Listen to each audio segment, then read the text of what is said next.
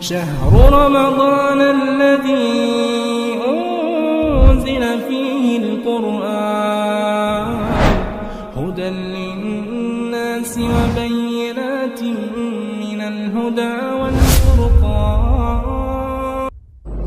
الحمد لله رب العالمين والصلاة والسلام على أشرف الأنبياء والمرسلين وعلى آلہ وصحبہ اجمعین ومن تبعهم بإحسان إلى يوم الدين. اما بعد.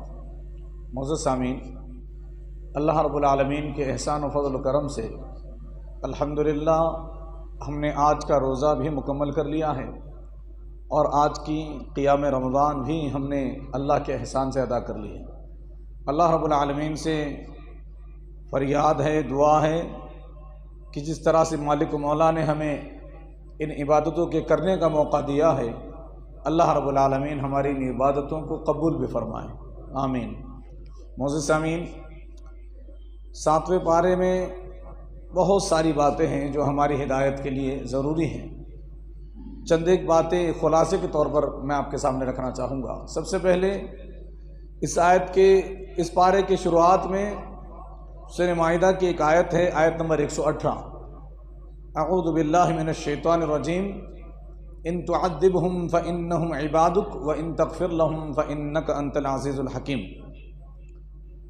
قیامت کا دن ہوگا، اللہ رب العالمین حضرت عیسیٰ علیہ السلام سے یہ پوچھے گا کہ کیا تم نے تمہاری اور تمہاری ماں مریم کی عبادت کی دعوت دی تھی لوگوں کو؟ کیا تم نے حکم دیا تھا؟ تو عیسیٰ علیہ السلام فرمائیں گے کہ اللہ، یہ تو میری شان ہی نہیں، یہ میرے لائق نہیں کہ میں لوگوں کو حکم دوں کہ وہ میری یا میری ماں کی عبادت کرے. اور پھر ساتھ ہی ساتھ حضرت عیسیٰ علیہ السلام یہ بھی کہیں گے کہ اے اللہ، جب تک میں ان کے درمیان زندہ تھا اور تو نے مجھے ان میں زندہ رکھا تھا تب تک تو ان کے بارے میں جانتا ہوں، لیکن جب تو نے مجھے اٹھا لیا اس کے بعد کنت انت الرقیب علیہم، تو ہی ان پر نگران ہے، اس کے بعد کا تو مجھے کچھ نہیں پتا. اور اللہ رب العالمین اسی شرک کی وجہ سے نصرانیوں کو جب عذاب دینا چاہے گا تو عیسیٰ علیہ السلام فرمائیں گے ان تعذبہم فانہم عبادک وان تغفر لہم فانک انت العزیز الحکیم، کہ اے اللہ، اگر تو ان کو عذاب دینا چاہتا ہے تو یہ تیرے ہی بندے ہیں، اور اگر تو انہیں معاف کرتا ہے تو پھر تجھے کوئی پکڑنے والا نہیں، کوئی پوچھنے والا نہیں. انک انت العزیز الحکیم، تو غالب ہے اور حکیم ہے اور جاننے والا ہے. یعنی اللہ رب العالمین کے سامنے عیسیٰ علیہ السلام سرنگوں ہو کر کے یہ بات کہہ دیں گے کہ اللہ، یہ گنہگار ہیں تب بھی تیرے ہی بندے ہیں، تو معاف کرے یا سزا دے، دونوں تیری مرضی ہے. اب اس آیت کی روشنی میں ایک حدیث ہے جس کو امام بخاری رحمۃ اللہ علیہ نے اپنی صحیح میں سیدنا عبداللہ بن عباس رضی اللہ عنہما سے روایت نقل کی ہے. حدیث کا نمبر 4625 ہے، 4625 میں یہ حدیث موجود ہے. اس حدیث میں اللہ رب العالمین نے ان لوگوں کا انجام بیان کیا ہے جو دنیا میں بدعت پر عمل کرتے تھے، اہل بدعت، جنہوں نے دین میں نئے کام ایجاد کر رکھے تھے اور ان پر عمل پیرا تھے، اور دین میں نئی چیزوں کو چھوڑنے کو تیار نہیں تھے. ایسے لوگوں کا کیا انجام ہوگا؟ آئیے اس حدیث کی روشنی میں سنتے ہیں. اللہ کے نبی صلی اللہ علیہ وسلم فرماتے ہیں، یا ایھا الناس انکم محشورون الی اللہ عز وجل حفاۃ عراۃ غرلا. اے لوگوں، تم اللہ کے یہاں جمع کیے جاؤ گے. کیسے؟ ننگے پاؤں، ننگے بدن، برہنہ اور غیر ختنہ کیے ہوئے، غیر مختون. جیسے اللہ رب العالمین نے یہ بات بیان فرمائی، کما بدأنا اول خلق نعید، کہ جس طرح سے ہم نے پہلی مرتبہ ان کی پیدائش کی ابتدا کی تھی، بالکل اسی طرح سے اللہ رب العالمین دوبارہ مرنے کے بعد جب زندہ کرے گا تو اسی حالت میں، یعنی پیر میں کچھ نہیں ہوں گے، چپل جوتے وغیرہ، ننگے پیر، برہنہ ننگے بدن اور غیر مختون ختنہ کیے بغیر۔ اللہ کے نبی صلی اللہ علیہ وسلم فرماتے ہیں وَإِنَّ أَوَّلَ الْخَلَائِقِ يُكْسَىٰ يَوْمَ الْقِيَامَةِ ابراہیم علیہ السلام، اور تمام مخلوقات میں سب سے پہلے ابراہیم علیہ السلام ہی کو لباس پہنایا جائے گا۔ کیوں؟ کیونکہ دنیا میں اللہ کی خاطر ان کا لباس اتار دیا گیا تھا، اللہ کے لیے ان کو برہنہ کر دیا گیا تھا، توحید کی وجہ سے، توحید کی دعوت دینے کی وجہ سے، شرک کو غلط بتانے کی وجہ سے ان کے اپنوں نے ہی ان کا لباس اتار دیا تھا اور آگ میں پھینکوا دیا تھا علیہ الصلاۃ والسلام۔ یہ توحید کے امام جنہوں نے اللہ کی خاطر اتنی ذلت اور اتنی تکلیفیں برداشت کی ہیں، اور آج ہم اور آپ توحید کا کچھ کام نہیں کرتے، اور اگر کچھ لوگ کرتے بھی ہیں تو تھوڑی بہت تکلیف آنے پر، تھوڑی بہت مصیبت آنے پر پیچھے ہٹ جاتے ہیں، ایڑیوں کے بل پیچھے ہٹنے لگتے ہیں، سمجھتے ہیں کہ ہمیں ہی تکلیف ہو رہی ہے۔ یہاں سگا باپ اپنی ہی اولاد کو ننگا کر کے آگ میں پھینکوا رہا ہے، یہ ابراہیم علیہ السلام ہے، اور اسی قربانی کی بدولت اللہ کے نبی صلی اللہ علیہ وسلم فرماتے ہیں کہ قیامت کے دن ساری انسانیت جہاں بغیر کپڑے کے ہوگی، اللہ سب سے پہلے ابراہیم خلیل اللہ علیہ السلام کو کپڑے پہنائے گا۔ فرماتے ہیں اعلیٰ وَإِنَّهُ يُجَاءُ بِرِجَالٍ مِّنْ أُمَّتِي فَيُؤْخَذُ بِهِمْ ذَاتَ الشِّمَالِ، فرماتے ہیں خبردار، یاد رہے میری امت میں سے کچھ لوگ ایسے ہوں گے جن کو جہنم کے بائیں طرف سے پکڑ کر کے لایا جا رہا ہوگا، بائیں طرف سے جہنم میں ڈال دیا جائے گا۔ میں کہوں گا، اللہ کے نبی فرماتے ہیں صلی اللہ علیہ وسلم فَأَقُولُ أُصَيْحَابِي، اللہ کے نبی فرماتے ہیں کہ میں کہوں گا کہ یہ میرے صحابہ ہیں، یہ میری امت کے لوگ ہیں، صحابہ سے مراد میری امت کے لوگ ہیں۔ اللہ کے نبی کیا فرمائیں گے؟ یہ میری امت کے لوگ ہیں۔ فیقال، تو اللہ کے نبی صلی اللہ علیہ وسلم سے کہا جائے گا اِنَّكَ لَا تَدْرِي مَا أَحْدَثُوا بَعْدَكَ، رسول اللہ صلی اللہ علیہ وآلہ وسلم آپ کو نہیں معلوم کہ آپ کے دنیا سے چلے جانے کے بعد انہوں نے آپ کے بعد دین میں نئی نئی اور کیا کچھ چیزیں پیدا کر دی ہیں۔ فَأَقُول، تو میں کہوں گا کما قال العبد الصالح، جیسے اللہ کے نیک بندے عیسیٰ علیہ السلام نے کہا تھا، کیا کہا تھا؟ وَكُنْتُ عَلَيْهِمْ شَهِيدًا مَا دُمْتُ فِيهِمْ، جب تک میں ان میں تھا میں ان پر گواہ تھا، اور جب میں ان کے پاس سے چلا گیا اللہ نے مجھے موت دے دی تو پھر اللہ رب العالمین ہی ان کا نگران ہے۔ یعنی جب تک میں تھا تو میرے صحابہ صحیح دین پر قائم تھے، لیکن میری یہ امت کے یہ لوگ جنہوں نے نئی چیزیں پیدا کی ہیں، ان کے تعلق سے میں ان کو اللہ کے حوالے کرتا ہوں۔ اور پھر اللہ کے نبی صلی اللہ علیہ وسلم کا یہ مقصد کیا ہے کہ کسی طرح سے میری امت بچ جائے۔ پھر اللہ کے نبی صلی اللہ علیہ وسلم سے دوبارہ کہا جائے گا فیقال، اللہ کے نبی فرماتے ہیں کہ مجھ سے کہا جائے گا ان هؤلاء لم يزالوا مرتدين على اعقابهم منذ فارقتهم، کہ جب سے آپ ان کو چھوڑ کر کے گئے ہیں تب سے لے کر کے یہ اب تک دین سے پلٹ چکے ہیں، نئی چیزوں پر انہوں نے عمل کرنا شروع کر دیا، اپنی نفسانی خواہشات کو ہی دین بنا لیا، اپنے اپنے حساب سے دین پر عمل کرنا شروع کر دیا، اپنی رائے کو دین بنا لیا، اپنی خواہشات کو دین بنا لیا، اور اس کے بعد پھر بہرحال ان کو جہنم میں ڈال دیا جائے گا۔ تو یہ ان لوگوں کا انجام ہے جو دنیا میں بدعتوں سے باز نہیں آتے، بدعتیں کرنے سے ذرا برابر بھی ڈرتے نہیں، ان کا دل نہیں گھبراتا کہ میں قرآن حدیث کے خلاف جا رہا ہوں، آیا میرے اس عمل پر کوئی دلیل بھی ہے، اور میرے اس عمل کی وجہ سے نہ جانے کتنے لوگ گمراہ ہو سکتے ہیں، اس بات کا ڈر و خوف نہیں، بس بدعتیں پھیلانے میں لگے ہوئے ہیں، روزانہ نہیں بدعت۔ کچھ لوگ تو ایسے ہیں جنہوں نے ایسا لگتا ہے کہ ٹھیکہ لے لیا ہے بدعتوں کے پھیلانے کا، روزانہ 2 3 کیا 10 12 کیا 100 بدعتیں نکالنے بھی ہیں لوگ تیار ہیں، ذرا برابر بھی اللہ کا ڈر نہیں۔ قیامت کے دن رسول اللہ صلی اللہ علیہ وسلم کے سامنے دھتکارے جائیں گے، جہنم میں پھینکے جائیں گے، اس بات کا بھی خوف نہیں۔ آگے چل کر کے اس پارے میں اللہ رب العالمین نے ایک آیت نازل فرمائی ہے، فرمایا اعوذ باللہ من الشیطان الرجیم وهو الذی یتوفاکم باللیل ویعلم ما جرحتم بالنہار ثم یبعثکم فیہ لیقضی اجل مسمی ثم الیہ مرجعکم ثم ینبئکم بما کنتم تعملون، وہی اللہ ہے جو تمہیں رات کے وقت موت دیتا ہے اور دن میں جو تم کرتے ہو وہ جانتا ہے، اور پھر تمہیں دوبارہ زندہ کرے گا تاکہ میعاد مقرر پوری ہو جائے، پھر تمہیں اسی کی طرف لوٹنا ہے، پھر تمہیں وہ خبر دے گا جو کچھ تم اعمال کرتے تھے۔ سورہ انعام کی آیت نمبر 60 ہے۔ اس آیت میں یہ بات واضح ہے کہ انسان موت سے پہلے اور موت کے بعد ہر حال میں اللہ ہی کے ہاتھ میں ہے۔ انسان کس کے ہاتھ میں ہے؟ انسان کی جان کس کے ہاتھ میں ہے؟ انسان کا دل کس کے ہاتھ میں؟ اللہ کے ہاتھ میں ہے۔ موت سے پہلے بھی، موت کے بعد بھی کسی بھی طرح سے انسان اللہ رب العالمین کی گرفت، اللہ رب العالمین کی نظر اور اللہ رب العالمین کی قدرت عظیم سے باہر نہیں جا سکتا۔ آئیے اس کے تعلق سے 2 احادیث میں آپ کے سامنے رکھنے لگا ہوں۔ پہلی حدیث جس کو امام ابن ماجہ رحمۃ اللہ علیہ نے اپنی سنن میں سیدنا ابو ہریرہ رضی اللہ عنہ سے روایت نقل کی ہے، اور حدیث کا نمبر 4262 ہے، 4262 میں یہ حدیث موجود ہے۔ اللہ کے نبی صلی اللہ علیہ وسلم فرماتے ہیں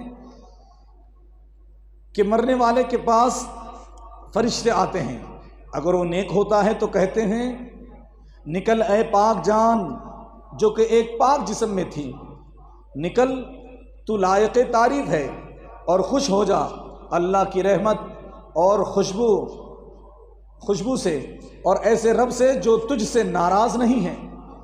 اسے برابر یہی کہا جاتا ہے یہاں تک کہ وہ نکل پڑتی ہیں، پھر اس کے آسمان کی طرف چڑھا کر لے کر جایا جاتا ہے، اس کے لیے آسمان کا دروازہ کھولتے ہوئے پوچھا جاتا ہے کہ یہ کون ہے؟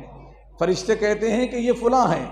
کہا جاتا ہے خوش آمدید پاک جان جو کہ ایک پاک جسم میں تھی، تو داخل ہو جا، تو نیک ہے، اور خوش ہو جا اللہ کی رحمت و ریحان یعنی خوشبو سے اور ایسے رب سے جو تجھ سے ناخوش نہیں، ناراض نہیں۔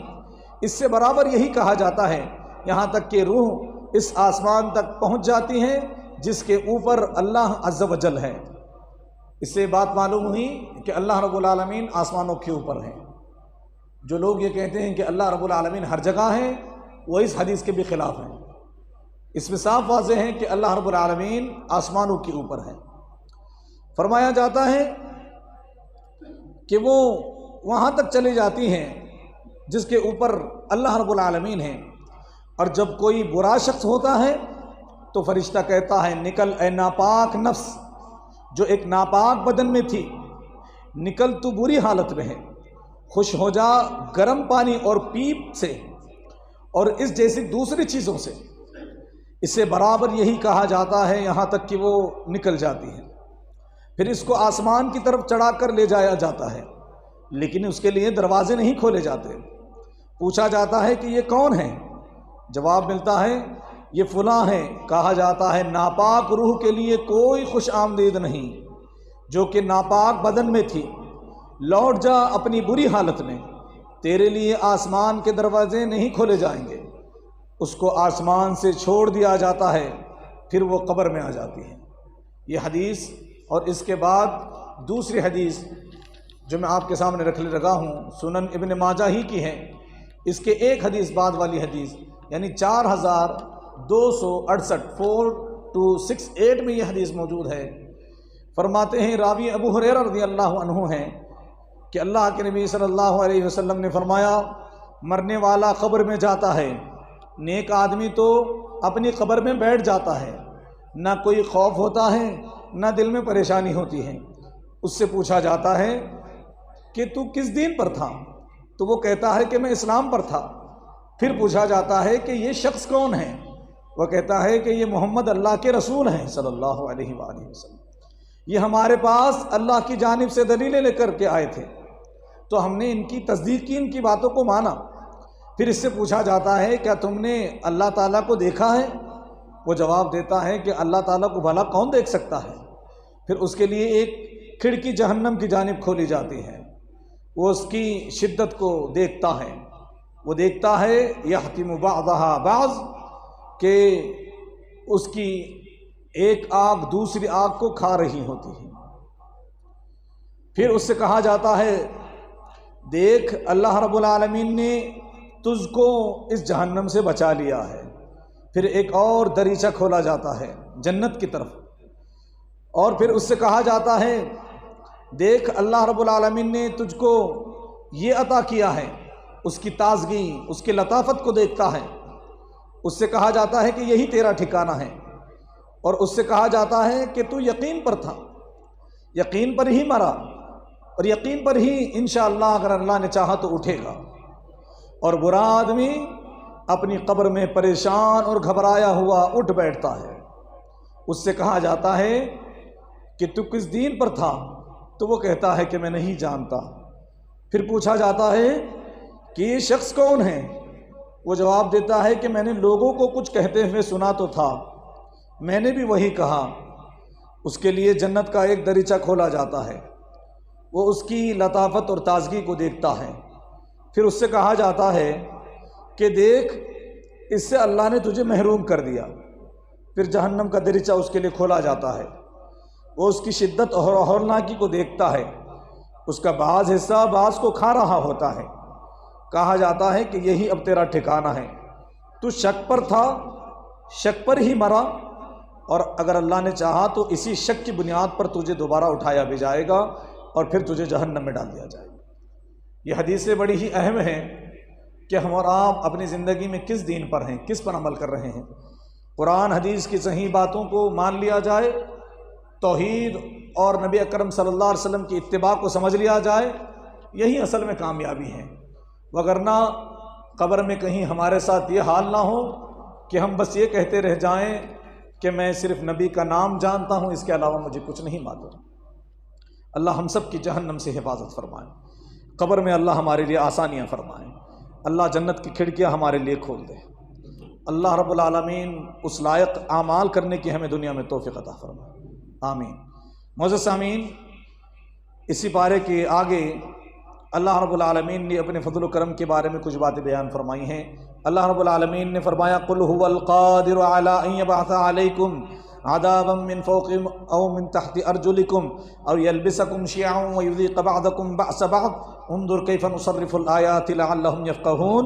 فرماتے ہیں انعام کی 65 آیت میں کہ وہی اللہ ہے، کہہ دیجئے کہ وہی اللہ اس بات پر قادر ہے کہ وہ تمہارے اوپر سے یا تمہارے نیچے سے عذاب تم پر ڈال دے، یا پھر تمہیں گروہ گروہ میں، ٹکڑوں ٹکڑوں میں، مختلف گروہ میں بانٹ دے، پھر تم ایک دوسرے کے خلاف ہو کر کے پھر دیکھو گے کہ ایک دوسرے کے خلاف ہونے کا عذاب کیسا ہے، اس کا مزہ چکھ لو گے۔ اس آیت کے تشریح میں آئیے ایک حدیث سنتے ہیں جس کو امام نسائی رحمۃ اللہ علیہ نے سیدنا خباب ابن ارت مشہور صحابی رضی اللہ عنہ ارضا سے روایت کی ہے۔ حدیث کا نمبر 1639 ہے، 1639 میں یہ حدیث موجود ہے۔ حدیث کیا ہے؟ اللہ کے نبی صلی اللہ علیہ وسلم حضرت خباب رضی اللہ عنہ فرماتے ہیں کہ ایک مرتبہ رات میں نبی اکرم صلی اللہ علیہ وسلم نے پوری رات نماز پڑھی، مکمل رات اللہ کے وسلم نماز پڑھتے رہے۔ صحابی نے صبح میں پوچھا کہ اللہ کے نبی صلی اللہ علیہ وسلم اتنی بہترین نماز آج آپ نے پڑھی ہے، ساری رات ہی نماز پڑھتے رہے، میں نے آپ کو اس سے پہلے ایسی نماز پڑھتے ہوئے دیکھا نہیں۔ تو اللہ کے نبی صلی اللہ علیہ وسلم فرمایا اجل انہا صلاۃ رغب و رہب، اس میں ڈر بھی ہے اور امید بھی ہے، میں نے ایسی نماز پڑھی ہے۔ سألت ربی تبارک و تعالی فیہا 3 خصال، کہ میں نے اپنے رب سے 3 باتوں کا سوال کیا۔ اللہم صلی علی محمد وعلی آل محمد کما صلیت علی ابراہیم وعلی آل ابراہیم انک حمید مجید، اللہم بارک علی محمد وعلی آل محمد کما بارکت علی ابراہیم وعلی آل ابراہیم انک حمید مجید۔ فرماتے ہیں کہ میں نے اپنے رب سے 3 باتوں کا سوال کیا، فاعطانی 2 ومنعنی 1، اللہ نے مجھے 2 چیزیں تو عطا کر دی اور 1 سے اللہ نے مجھے منع کر دیا۔ سألت ربی وتبارک الا یہلکنا بما اہلک بہ الامم قبلنا، فرمایا میں نے اپنے رب سے سوال کیا، پوچھا کہ اللہ ہمیں اس طرح ہلاک نہ کرنا جیسے ہم سے پہلے کی امتیں ہلاک ہو گئی۔ فاعطانیہا، تو اللہ نے مجھے یہ بات دے دی، یعنی ساری کی ساری امت کسی عذاب کا شکار ہو کر کے نہیں مرے گی۔ پچھلی امتوں کے بارے میں داستان ہم جانتے ہیں کہ ہر امت جب مری ہے تو ساری کی ساری مر گئی، عذاب آیا تو سب عذاب کے شکار ہو گئے۔ اللہ نے یہ دعا قبول کر لی۔ وَسَأَلْتُ رَبِّ عَزَّ وَجَلَّ أَلَّا يُظْهِرَ عَلَيْنَا عَدُوًّا غَيْرَنَا، اور میں نے اپنے رب سے امت کے لیے ایک سوال یہ بھی کیا کہ اے اللہ ہم پر ہمارے علاوہ کے دشمن کو مسلط نہ کر، غالب نہ کر، یعنی پوری امت کو ایک ساتھ کوئی دشمن جیسے پچھلی امتوں میں ہوتا تھا جہاں نمرود تھا، فرعون تھا اور اس طرح کے جاہل اور کافر اللہ کے دشمن حکمران تھے جنہوں نے امت مسلمہ کو نیست و نابود کر دیا، حق پر رہنے والوں کو مٹا دیا۔ اللہ کے نبی صلی اللہ علیہ وسلم نے دعا کی کہ اے اللہ میری امت پر، ہم پر ہمارے علاوہ میں سے دشمن کو مسلط نہ کر، فَأَعْطَانِيهَا، تو اللہ نے یہ بات بھی میری سن لی، مجھے یہ بھی عطا کر دیا۔ وَسَأَلْتُ رَبِّي وَتَبَارَكَ وَتَعَالَى، اور فرماتے ہیں کہ میں نے اپنے رب جو بابرکت اور بلند ہے اس سے پوچھا اللہ یلبسنا شیعا، کہ ہمارے درمیان فرقہ بندی نہ ہو، ہم گروہ گروہ میں نہ بٹیں، فرقہ واریت کا شکار نہ ہوں، مختلف فرقوں میں نہ بٹیں۔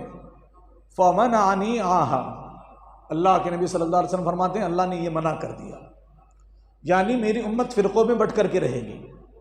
اسی لیے اللہ کے نبی صلی اللہ علیہ وسلم فرماتے ہیں سَتَفْتَرِقُ أُمَّتِي عَلَى 73 فرقہ، یہودی 71 فرقوں میں بٹے، 70 جہنمی 1 جنتی، عیسائی 72 فرقوں میں بٹے، 71 جہنمی 1 جنتی، اور عنقریب میری امت 73 فرقوں میں بٹے گی، 72 جہنمی 1 جنت میں جائے گا۔ اللہ کے نبی صلی اللہ علیہ وسلم سے پوچھا گیا کہ اللہ کے نبی صلی اللہ علیہ وسلم وہ ایک فرقہ کون سا ہوگا جو جنت میں جائے گا؟ تو رسول اللہ صلی اللہ علیہ وسلم نے فرمایا ما انا علیہ واصحابہ اليوم، کہ جس پر میں اور میرے صحابہ آج ہیں، بس یہی دین ہے۔ اللہ کے نبی صلی اللہ علیہ وسلم یہ کب فرما رہے ہیں؟ اپنے دور میں کہتے ہیں کہ جس پر میں اور میرے صحابہ ہیں۔ آپ ذرا 1500 سال پیچھے جائیے اور دیکھیے جب یہ حدیث بیان کی جا رہی ہیں اس وقت کون سا مسلک ہے، کون سا فرقہ ہے، وہاں کون سی تعلیم ہے، کون سے عقیدے ہیں، اللہ ہے، اللہ کے رسول ہیں، قرآن ہے، حدیث ہے، اور عمل کرتے ہوئے صحابہ نظر آتے ہیں۔ وہی احادیث، وہی قرآن کی آیتیں قیامت تک دین رہے گا۔ پھر اس کے بعد جو ہمیں قرآن حدیث سے ہٹ کر کچھ سنائی دے رہا ہے آج کل، یہ دین نہیں، دین کے نام پر کچھ اور ہے لیکن دین تو نہیں، کیونکہ یہ اس وقت نہیں ہے جب اللہ کے نبی یہ بات بیان کر رہے ہیں کہ جس پر میں اور میرے صحابہ ہیں، اس وقت یہ فرقے، یہ مسالک، یہ فتنے نہیں ہیں۔ اس وقت کیا ہے؟ قرآن ہے اور حدیث ہے، ایک ہی مسلک ہے اور وہ مسلک محمدی ہے، ایک ہی مسلک ہے اور وہ ہے صحابہ کا مسلک، اصحاب الحدیث کا مسلک، اہل الحدیث کا مسلک، اور وہ کیا ہے؟ قرآن اور حدیث پر عمل کرنے والوں کا مسلک، یعنی صحابہ کا مسلک۔ صحابہ کرام رضوان اللہ علیہم اجمعین جب کبھی کوئی مسئلہ ہوتا تو قرآن حدیث سے مسئلہ لیتے تھے، اپنے ہی صحابہ میں کسی بڑے صحابی سے جا کر کے پوچھتے بھی تب بھی دلیل مانگتے تھے، اور دلیل کہاں سے لیتے تھے؟ قرآن اور حدیث سے، گھما پھرا کر کی بات وہیں آتی ہے۔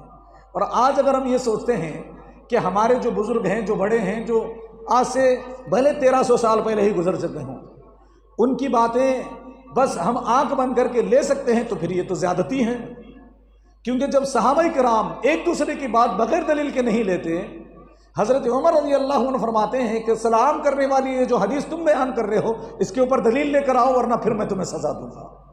جب حضرت عمر اپنے ہی دور میں نبی صلی اللہ علیہ وسلم کے سسر اور مسلمانوں کے خلیفہ دوم اگر دلیل مانگ رہے ہیں اللہ کے نبی کی زندگی سے، اور ہم یہ کہتے ہیں کہ آج سے 1000 سال پہلے، 1200 سال پہلے، 1300 سال پہلے کسی آدمی نے دین کوئی بات کہی، اس کی بات دین ہے اور اس کی بات کو دین کے طور پر، شریعت کے طور پر، مسائل کے طور پر، احکام کے طور پر لیا جا سکتا ہے، تو یہ زیادتی ہے، یہ جھوٹ ہے۔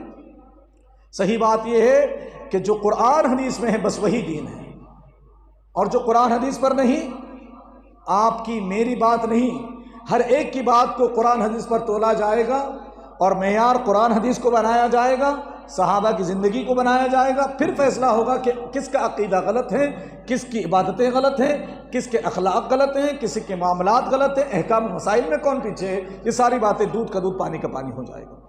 یہ کیسے ہوگا؟ قرآن اور حدیث کی معیار اگر بنایا جائے، قرآن حدیث کو اگر سامنے رکھا جائے۔